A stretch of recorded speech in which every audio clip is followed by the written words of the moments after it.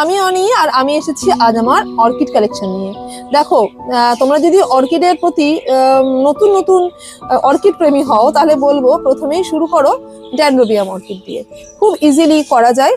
আর ড্যান্ড্রোবিয়াম অর্কিডে ফুলও প্রচুর হয়, কোনো মানে এরকম নয় যে ড্যান্ড্রোবিয়াম অর্কিডে ফুল কম হয়। হার্ডি গাছ, খুব ভালো গাছ, আমার তো খুব পছন্দের গাছ। এছাড়াও অন্যান্য অর্কিডের কালেকশন আমি তোমাদেরকে দেখাবো এবং তাদের কেয়ার নিয়েও কথা বলবো। প্রথমে ড্যান্ড্রোবিয়াম নিয়ে আমি শুরু করেছি, যেহেতু যারা বিগিনার তারা যেন এটাতে করতে পারে সহজে।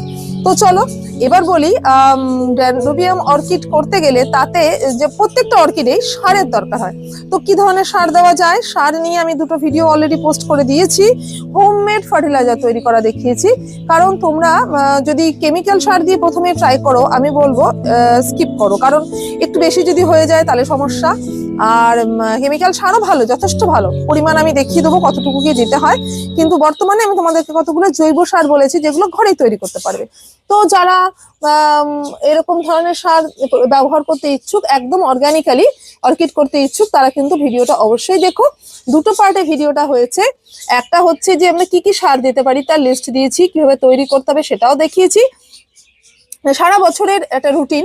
তো সেগুলো সব মানে একটা পার্টে এটা হয়েছে। আর দ্বিতীয় পার্টে হয়েছে সারা বছরে কিভাবে রুটিন, কিভাবে ব্যবহার করা যায়, আর কেন ব্যবহার করব, কোন সারে কি কি গুণ আছে সেগুলো নিয়ে। তো তোমরা যদি অর্কিড প্রেমী হও তাহলে অবশ্যই এই ভিডিওটা দেখতে পারো। দেখো নিচে যাচ্ছে একটা লিঙ্ক, একটা ভিডিওর লিঙ্ক আমি দিলাম, ও তার সাথে দেখবে তার আগের দিনও একটা পোস্ট হয়েছে। Thank you, happy gardening.